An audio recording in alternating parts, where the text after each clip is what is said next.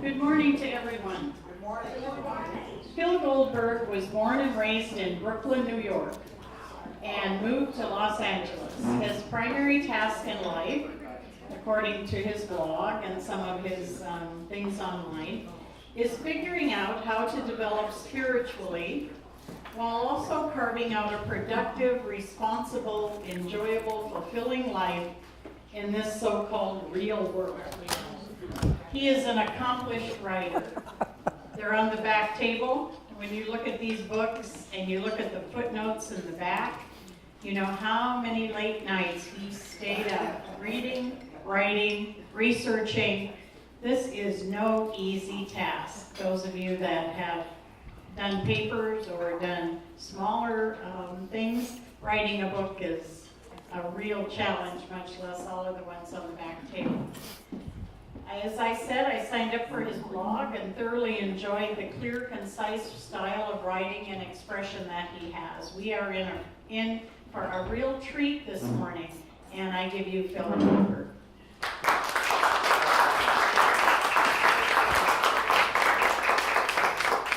Thank you. It's really nice to be back here at Inside Edge. Long time ago, when I first started doing public speaking, I knew somebody who was a very older than I was and very successful speaker. And I asked if he had any advice for me, and he said, never speak to a group that just had a buffet meal. And I did not take that advice, and I'm grateful because otherwise I would not have been to the Inside Edge 4 or 5 times over the years.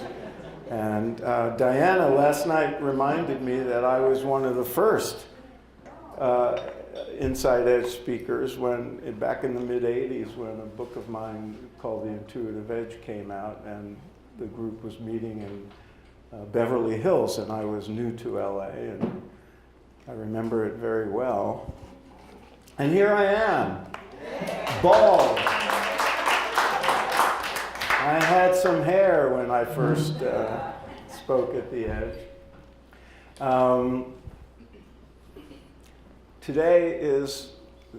Yesterday was the official publication date of that book, so it is now available in your bookstores and online and all that, and I'm really thrilled. I just spent a few years working on this, and I'm going to give you a sort of overview of a very fascinating life and why I think it's a life whose details and nuances are very worth learning about and reading about, not just because it's a great story, but also because we can derive a lot of benefit ourselves from the inspiration and example he set. Would somebody hand me that water? Thank you. And so, but before I do, I'm going to give you a sort of slideshow overview. I want to answer the question that I've been asked countless times since I started working on this a few years ago. Namely, why write a biography of someone whose autobiography, the autobiography of a yogi, is an iconic book that millions of people have read? Why bother? And the answer I give is, I read Autobiography of a Yogi in 1970. I was on the early stages of my own spiritual path. I never became a formal student of Yogananda's, or let alone a disciple, but he was one of the many spiritual teachers that informed and inspired my spiritual life. I still have the hardcover copy of Autobiography of a Yogi that I read 48 years ago. And I've moved a lot. That was in Massachusetts. And I still have it. And the cover says it costs $5. Now, I know I would not have had $5 to spend on a hardcover book in those days, so I must have borrowed it and never returned it. And so I wrote this book to work off the karma of that act of greed. The other answer is, when I wrote my previous book, American Veda, which is also here, I had to write about all the gurus who came here and all the people who were influential in bringing these precious teachings of the Indian spiritual traditions to the West, and which I think is one of the most important historic developments of the last 100 years or so. It has informed and transformed all of our spiritual lives in one way or another. And when I was doing that, I became more familiar, of course, with the human story of Yogananda's life, and like I did with all the others, and it stood out for a number of reasons. For one, I came to appreciate even more than I had before how important he was in this story of East coming to West. A seminal figure and a monumental figure. The LA Times called him the 20th century's first superstar guru. And it's true. Of all the gurus who came in the 60s and 70s that most of us are familiar with, he was a predecessor. There were predecessors to him, but he had a huge, huge impact. And that impact endures because of his autobiography and the institutions that he established before he passed. But the other thing was, I found his personal story, the human story, to be a really compelling narrative. And I realized there's an awful lot about it that's not in his own autobiography. And I did a page count. And I discovered that less than 10% of the autobiography of a yogi is about his life in America. He came here in 1920, and he spent all but 16 months of the next 32 years here in America, mostly in Southern California, in LA and Encinitas. And this became his home from age 27 until his death at 59. This is where he did his important work. This is where he established his headquarters. This is what made him the Yogananda who became so famous. And very little about it is really in his own autobiography. Some of his disciples had written memoirs of their time with the Guru, but they tend to be sort of tribute books worth looking at and were important for me in my research, but they were not full-on biographies, birth to death, as we say. And I thought there was room for an objective outsider with some credibility to tell the story of his life. And I set out to emphasize the human story.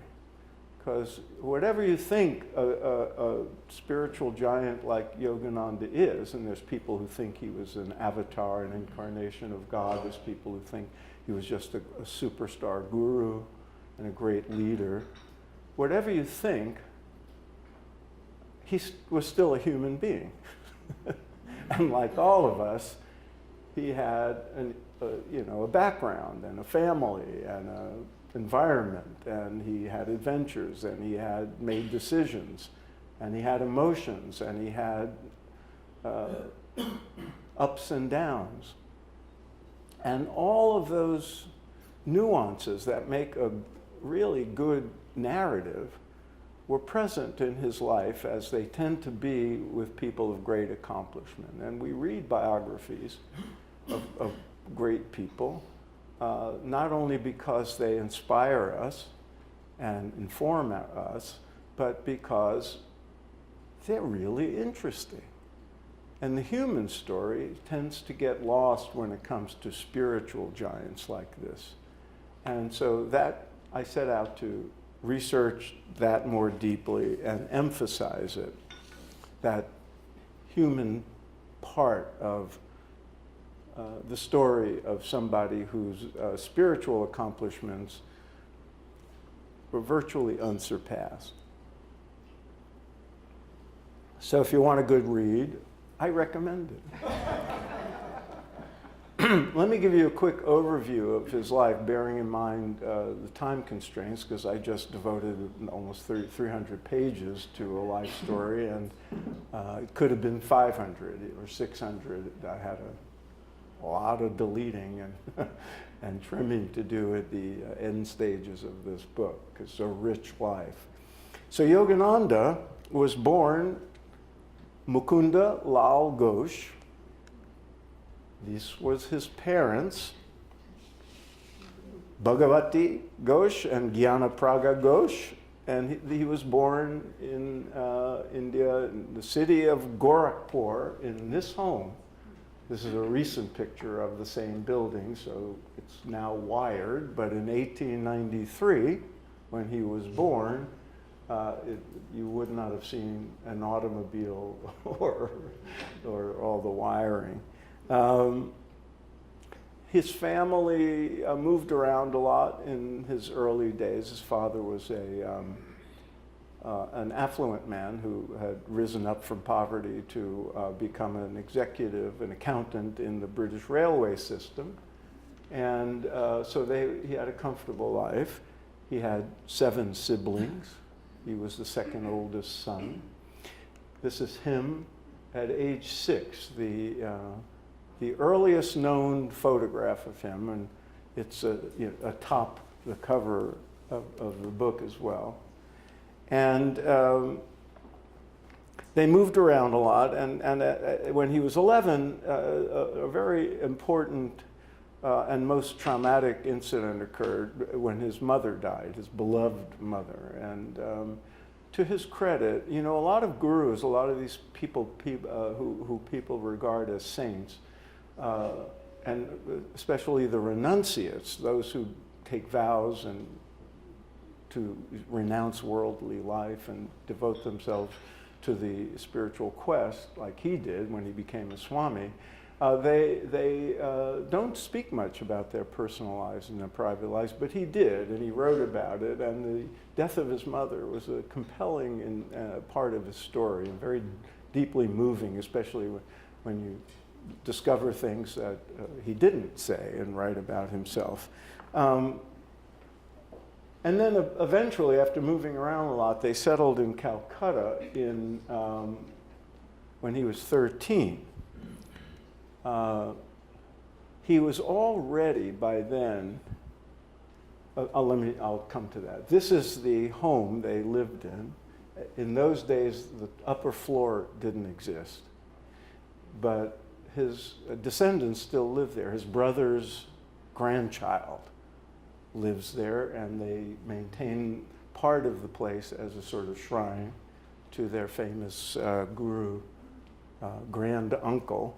And by the way, if you've been thinking of going to India, I lead tours, and we take people to places associated with the main gurus who came here, including the home and other sites in and around Calcutta. There's flyers for it there. And so I've been there a few times, and it's fascinating. Also fascinating was the neighborhood in Calcutta where he grew up, where he spent his teenage years, formative years, college years. I compare it to Greenwich Village in the same era. It was a hotbed of creativity and intellectual ferment. There were universities there. It was the early stages of the freedom movement in India against the British colonial powers, and there were all these revolutionaries, young revolutionaries there, and gurus and ashrams and swamis everywhere, and all this had a big impact on Yogananda, and it was fascinating to explore. This is him at age 16. you can already see, and even earlier when he was like 11, when after his mother died, he got on a train to escape to go to the Himalayas and become a renunciate and live in a cave, and his older brother had to track him down and bring him home. And that happened 3 or 4 times while he was an adolescent. So he was marked for that kind of life right at the beginning. He knew what he wanted to be. And of course, his father was not very happy about that. And some of the family dynamics around having such an unusual child in a culture that was very traditional, especially when his older brother, seen here at the bottom, when Yogananda was a teenager, his older brother died at a very young age too. So he became the eldest son, which was a big deal. And, you know, they arranged a marriage for him on 3 different occasions, and he turned them down. They arranged jobs for him and everything. He did go make his way through college, despite having no interest in it, and graduating by the skin of his teeth through some miraculous events that you can read about. But he was marked for spiritual dedication. And as a leader, even as a teenager, he, you know, when you're a teenager, there are all these people who are sort of natural leaders who emerge in your crowd, and most of them are leading us to things like a ball game or a party or some mischief or another. He was leading people in what we in Sanskrit is satsang, spiritual gathering. He would take them to temples to meet gurus. He set up a meditation room in the attic area of his home, which still exists now as a kind of shrine. That's a picture I took when we were there. And if you go at the right time, they'll allow you to meditate in the room with them, and as we did. And that was his being a ringleader. He was also a bit of an athlete, which surprised me. He would also organize races. He was a very fast runner. And even as an adult living here in LA, he challenged people to, like, you know, races and ping pong matches and stuff. And those little human touches were part of the fun of organizing it, but of organizing the book. But that, do you know the term dharma?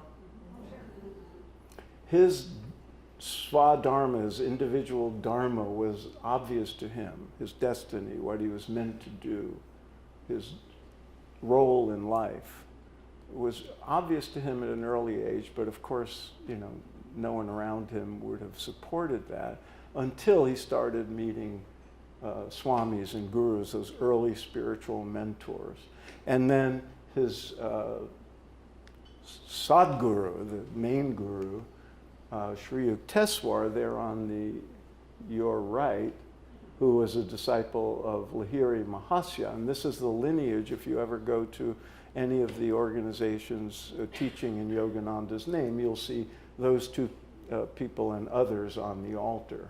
This is the Kriya Yoga lineage that he became part of when he became a disciple of Sri Yukteswar. And that occurred after he graduated high school, and there's miracles around that story as well. And through his college years, he was sort of spending more time at the ashram than he did in classes.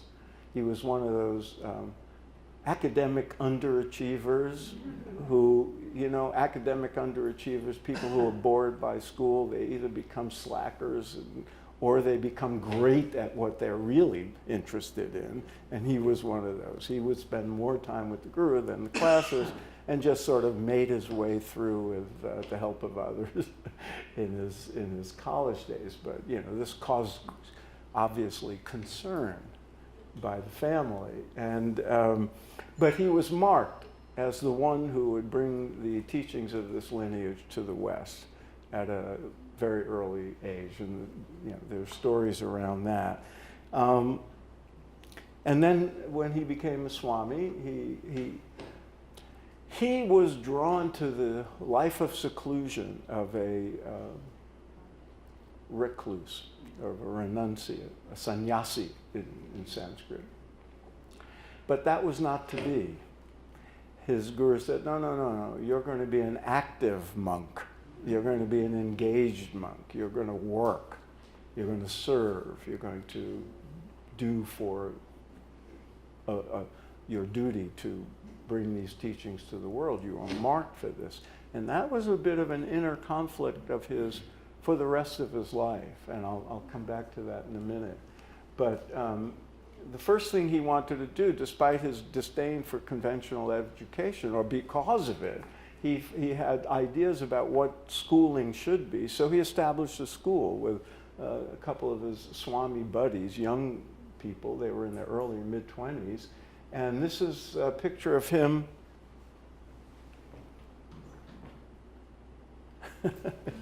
at the school they set up in the city of Ranchi, which is still a property belonging to his lineage. Early in, this would have been in the 19-teens. And, but he was only there for a couple of years when the calling came, an inner kind of calling that it was time to go to the West. And through a series of fascinating and interesting events, he actually did. And this is his passport photo. And you can see, you know, he had the beard and the long hair pulled up in the turban of a traditional Swami. And how he got the passport and how he got a ticket on the boat and everything, all great stories.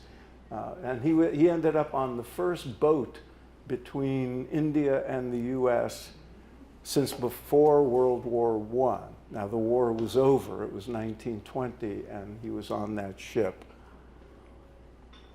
And sailed to Boston to speak at a religious congress run by the Unitarians, and this is him with some of the other speakers. You could see that he stood out. And you could see that he no longer has a beard, and that's an interesting story too, because some of the passengers, Americans on the ship, said, you know, you're going to stand out, and you know, we have racial issues in America, you have dark skin, you're going to look like a weirdo, maybe you don't need the beard. And so he shaved the beard on the ship, but refused to cut his hair, because that would have been too much of a violation of the life of a Swami. And how he adapted and how he was treated is another fascinating part of the story. Because you think about it, this is 1920, and he arrives in Boston at a time when the Ku Klux Klan was resurgent, and people in Boston area, you know, it was always a very progressive and liberal city. This is the area of Emerson and Thoreau and great learning. But there was also a kind of opposite, xenophobia.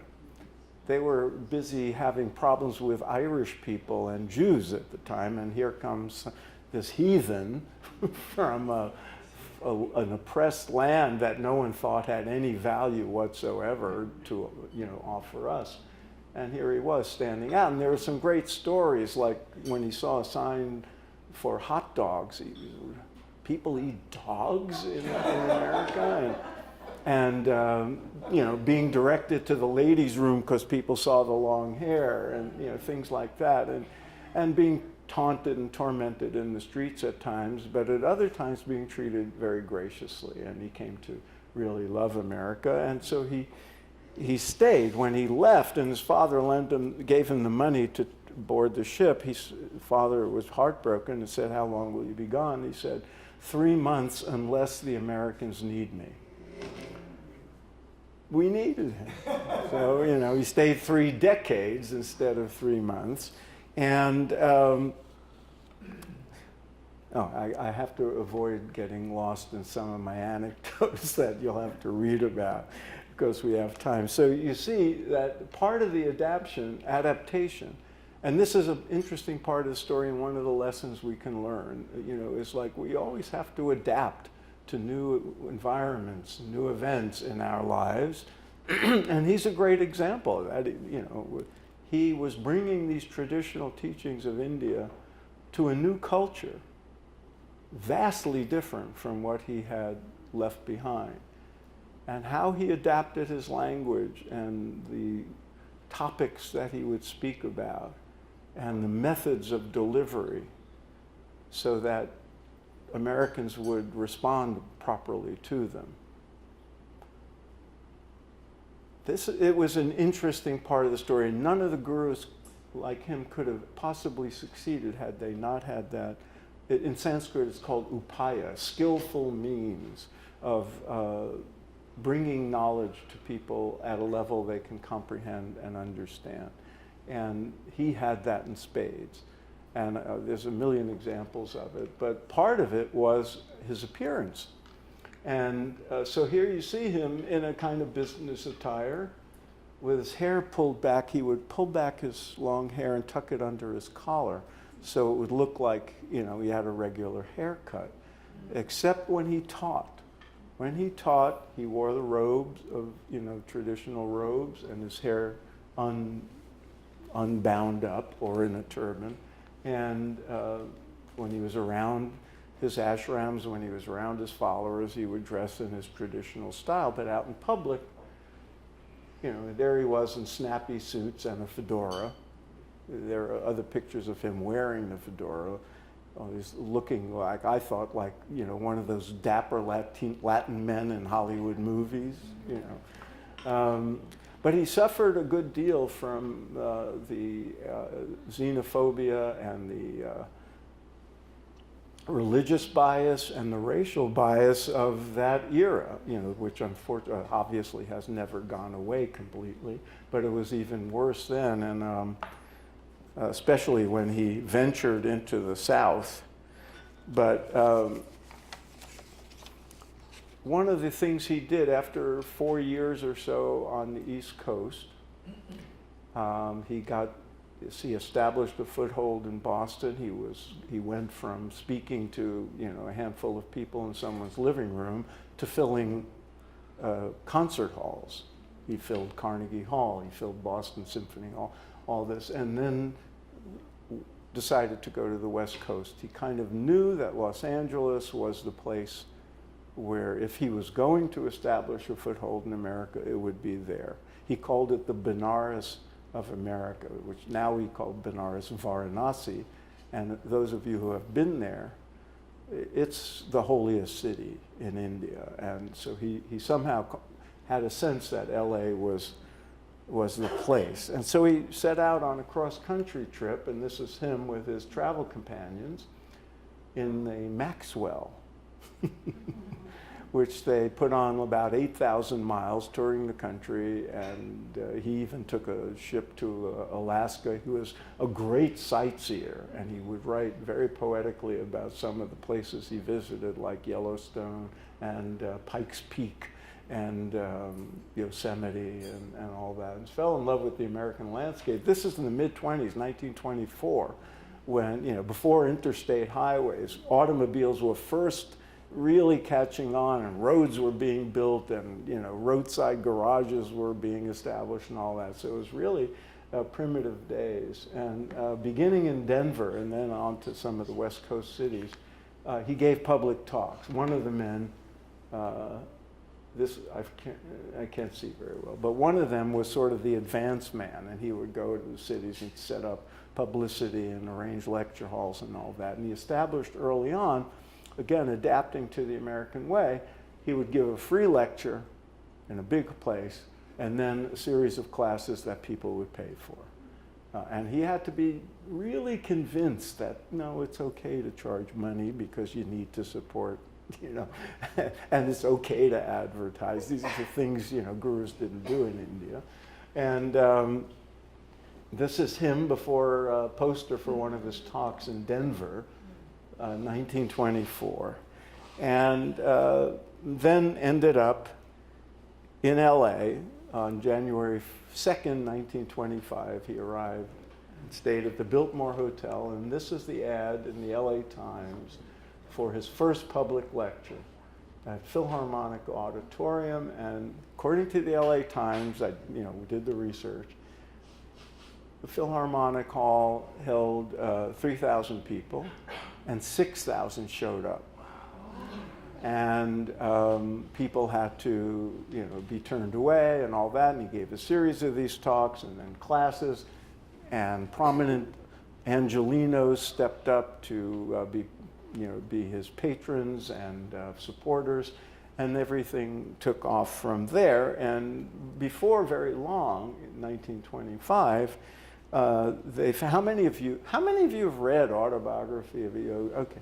How many of you have been to some of the facilities that are, so you've been to the Lake Shrine probably, and you've been to, how many have been to Mount Washington, the international headquarters up near downtown LA? That was the first of the properties that Yogananda established. I always say he had the best real estate karma of all the gurus who came here. All their properties are exquisite, and developers would kill to have those properties now. And even in India, the properties are beautifully landscaped and beautifully located. And so they found the location up a former resort hotel that had gone to ruin, up on top of a hill not far from downtown LA, Mount Washington. They bought it through the help of wealthy patrons, and cleaned it up and established it as a place of residence for devotees and their international headquarters, and it remains so to this day. They call it the Mother Center. And that was 1925. This is the Easter Sunday service that he held to sort of initiate or inaugurate the property. And everything sort of took off from there. And then the reality of running an organization and having this mission that was given to him by his lineage of gurus to bring these teachings to the West to as many people as possible. The reality of that had to set in, and that meant running an organization, managing human beings. This is not why somebody becomes a Swami, especially somebody who, even at age 11, was running off to the Himalayas in hopes of finding a guru and living in an ashram in a cave.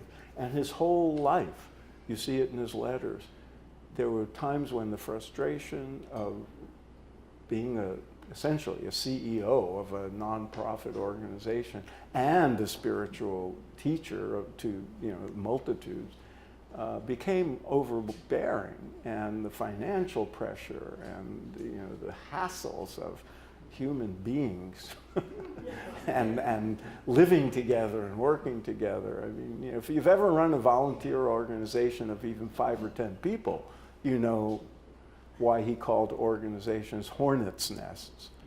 And the temptation to give all that up and just go back to India and be with the other monks along the Ganges or in the foothills of the Himalayas was always there, and he would express that to his credit, but he never did. You know that scene in Godfather 3 where Al Pacino says, "Every time I think I'm out of it, they pull me back." That's what happened to him. He always had that destiny, that mission, that vow that he was going to do this work that was given to him. And that always became the paramount thing. And it's another lesson to learn. His perseverance in the face of struggles and challenges that I didn't know he had, and that most devotees of Yogananda didn't know he had, because they don't talk about that much. But it was difficult work, especially in the 30s. It was the Depression, and the financial pressure on everybody was incredible. And here he was, somebody with, even though his father was an accountant and his brother was an accountant, he didn't know about this stuff.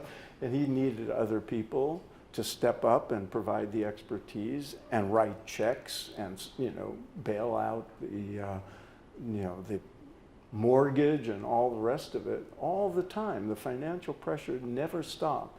And you see it in his letters and his talks. But he didn't give up. The perseverance, that sense of mission and purpose, which you don't expect from a yogi, But they have it. The ones who become prominent have that just as much as any entrepreneur or a business leader or artist, with a sense of mission and purpose has. And that was very inspiring, and I think you'll find it too, that sticking it out and persevering and going through the difficulties and rebounding from setbacks, terribly interesting, because we have this sense that, high spiritual beings like him would have life easy, that everything would come naturally. And part of the reason we get on a spiritual path is because we think then things will be easier and I won't have all these hassles. No, that's not the promise, because you're still in the world, and the world is crazy, and there's other human beings who make life difficult, and there's ups and downs. That will always be there. The promise is you'll have inner peace anyway, and you'll have presence of mind anyway, and you will not get set back and destroyed by these ups and downs, but you will learn from them and use them for your spiritual growth, and you will develop inner strength and inner peace so that you're impervious to the slings and arrows of outrageous fortune. But it doesn't mean they go away, right? So, does that mean 10 minutes to Q&A or 10 minutes total? Oh my God. Okay, so here's some examples. When he was in Washington, he discovered American racism and established an African American study group because African Americans were not allowed to come to the same places he did. This was the nation's capital, 1927.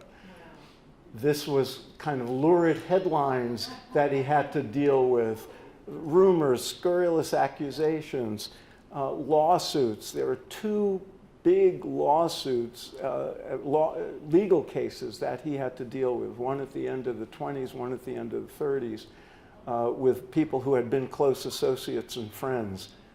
Terrible difficulties that he went through that I had to track down a lot of the details of and sort out what was true and what was not, all of them accompanied by headlines and all these salacious kind of accusations that people still argue about today. So if you're curious, you'll have to read those sections in my book and see what I learned and what is unlearnable. And he was essentially driven out of Miami because, he was teaching classes and most of the students were women, and there were husbands and brothers who did not like that. And this was very common, I found out. Back in the 20s and 30s, there were other gurus here, other teachers from India. And, these were dark-skinned men with presumably hypnotic powers. And they, men did not like their women folk being, susceptible to this. It was a big deal. There were headlines and, all kinds of stuff. And he had to deal with all that. And those were the times when he said, I'm going back to India. I don't want to do this anymore. But he didn't. But he did go back to India for 1 year. And that was a memorable part of the research for me. It was very beautiful. He had the last reunion with his father. This is him with his beloved guru 15 years after not having seen him. And they had their reunion, and his guru would die while he was there, but he wasn't present, and his heart ached for that, and that led to one of the most memorable chapters in his autobiography when his guru reappears after death to him and essentially gives him a guided tour of the afterlife and all the different realms that the soul can visit and inhabit. And this is him with Mahatma Gandhi, and I have to tell you, his support for Gandhi's freedom efforts and his associating with Gandhi when he went there caused the Brits to keep an eye on him. They were spying on him. This is one of the things I discovered. I saw memos from the British consulate about keeping an eye on this guy because he might be a subversive and a supporter of Gandhi, might even be smuggling money to them and all this stuff. It was really interesting. And then, when he came back from India, he started a new phase of his life where he stayed in Southern California instead of running around all the time, and devoted himself to the legacy. And there were three things mainly. One was cultivating the close disciples so they could carry on after he was gone. The other was establishing more properties. So they had this, and you've been to the place in Encinitas? Fabulous location on the cliffs above, the ocean. And that was given to him by a wealthy donor. And it's still there, still a property that is maintained and it's beautiful. You can all visit. And he had a room there overlooking the ocean where he wrote most of the autobiography of a yogi and other works. And he would go to these different locations, a new temple in Hollywood on Sunset Boulevard, and of course wrote this, and then established the Lake Shrine, which sounds like many of you have visited, this great oasis on Sunset Boulevard near the ocean in America in 1950. And there's stories around all this stuff, but I want to wind it up. He knew for the last several years of his life that he didn't have long. He was ailing. It's never been entirely clear what whether there was a diagnosis, but he just, yogis have that sense. They know these things, and he knew he wasn't going to live a long life, and that he had limited time, and he worked even harder. He was in seclusion most of the time, but he was working really hard, surrounded by editors and stenographers and all that, to establish this legacy of written work that included the autobiography, but many other things, thousands and thousands of pages of written work, and establishing the properties and the people who would carry on after him. And that's how he lived the last few years of his life. And I have to tell you, researching his last few days and the day of his death at the Biltmore Hotel, where he first stayed when he arrived in LA, was really, really moving. And for a writer, it's lovely to have to narrate these nuances and details. He had said that he would die with his boots on, borrowing a phrase of ours, and that he would work to the end and would die with India on his lips, his beloved India. And as it happened, he was the keynote speaker at a banquet for the Indian ambassador visiting LA, just 5 years after Indian independence, which he rejoiced in. And he gave the speech and concluded with a couple of stanzas from his own poem called My India, a paean to his homeland, and dropped dead of a cardiac arrest at the podium. And I'm going to do that. No, I'm not. Time is up. Perfect. My time is up. Do we have any time for questions? Two. Who will be? 2 microphones, 2 questions. Who wants one? Who has a question? Ordeal? Ordeal? Anybody want And the number 2? second question? Jane. I'll try to be brief in my answers. Thank you so much. So appreciated learning about his life. It's really fascinating. And I, being a psychotherapist, appreciate the human aspect of it. And this question might seem somewhat obvious, but what was it that was so compelling about him that brought in these 6,000 people to this place like that? How did that happen? Well, and they did that. I mean, this was not like they could go on YouTube and see him. They just were responding to ads and word of mouth, which is remarkable when you think of it. For one thing, there were predecessors. There was interest. LA was always this kind of place where, depending on your point of view, that it either attracted wackos or creative people. And spiritual creativity was part of the character of LA. And there were all these new metaphysical movements and everything. Science of mind was already, Ernest Holmes was there doing his thing. And Swami Vivekananda had established a foothold, and there were things. So there was interest in this. The New Thought movement in general had presence in LA and in New York and in Boston. So he was, seeing a real Swami was a big deal. And he had a good advance team, obviously, but he himself was really charismatic. One of the interesting things is when he was told to go to the West and all this, he said, my English isn't good, and I don't give public lectures and all that. Well, it was better than he thought, and his talent for a public appearance, he became quite the showman. It was really interesting. There were times when I called it spiritual vaudeville, but people they thought that's a little snarky.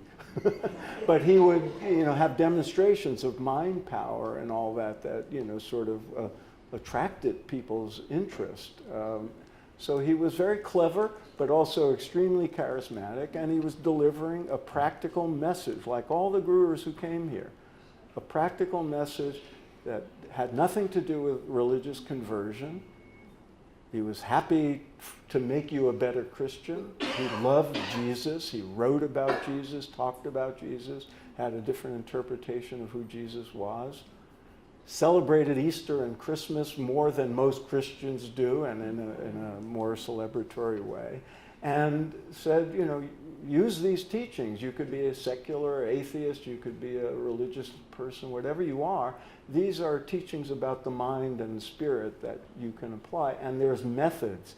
This is the critical thing. There are methods. He had his methods of meditation and so forth from his lineage. All the gurus had various methods from the yoga tradition, which has hundreds and hundreds of methods. And if those methods didn't work, we wouldn't be here talking about it today. But the methods work, and Americans are pragmatic people. Their lives were better because of the methods, and so they integrated them into their lives, just as many of us did in the 70s and the 80s, when, the influence of all the gurus who came later. And that's a key thing, and it's another lesson to be taken from Yogananda, from the life. He, as I said, worked really hard. He was determined, and he persevered, and he had the people around him working very hard. But nothing detracted from the spiritual priority of life. That came first. In the spirit of seek ye first the kingdom of God, and all else will be taken. And he would quote that kind of thing. You do your sadhana, your daily practice. Nothing gets in the way of that. And then you do your work. And this is the eternal method of yoga. It's in there in the Bhagavad Gita and all the other ones. Be a yogi. Go within. Do your spiritual practice. And then do your duty in the world and do it well. And he never compromised on that, and wouldn't have any of his followers compromise. And if there's one single lesson to take from reading the narrative of his life, it's what comes first. Even though the worldly mission is really important, even though the world is illusion and just a stage play, or you play your role well, but the spiritual part comes first. Yes. Last question. One little one first. Is your book going to be on Audible? Eventually. Eventually, okay. And secondly, fact or fiction that his body didn't decompose for a while and went to UCLA? Fact and fiction. What she's referring to is the famous black bordered page in the autobiography of Yogi that talks about his body not decomposing for many days afterward. That seems to be true, but it's also been refuted by experts, in the field of whatever it's called.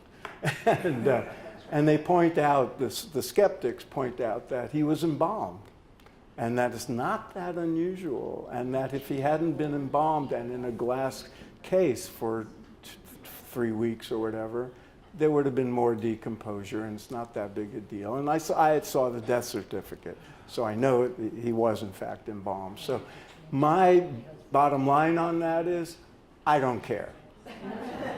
Whether his body decomposed like any other body or it remains immaculate at Forest Lawn to this day. I don't care. It does not affect one bit what his contribution was. And that's my bottom line. So there are books. I have a mailing list if you care to be on my mailing list. No junk, just important announcements like where I'm speaking and other good advice. And if you're interested in going to India, there are flyers for that too. I thank you all. It's a joy to be with you. Namaste.